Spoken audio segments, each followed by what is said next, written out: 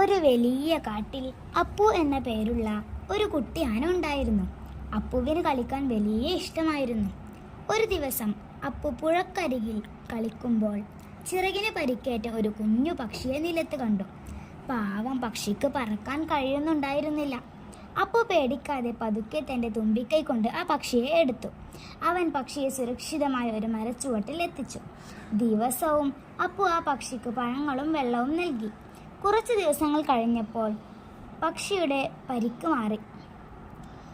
പക്ഷി സന്തോഷത്തോടെ പാട്ടുപാടി ആകാശത്തേക്ക് പറന്നു. പോകുന്നതിന് മുമ്പ് ആ പക്ഷി അപ്പുവിനോട് പറഞ്ഞു, "നന്ദി അപ്പു, നീ എന്നെ സഹായിച്ച കാര്യം ഞാൻ ഒരിക്കലും മറക്കില്ല." അന്നു മുതൽ അപ്പുവും പക്ഷിയും നല്ല കൂട്ടുകാരായി. ഗുണപാഠം: മറ്റുള്ളവരെ സഹായിക്കുന്നത് നല്ല കാര്യമാണ്.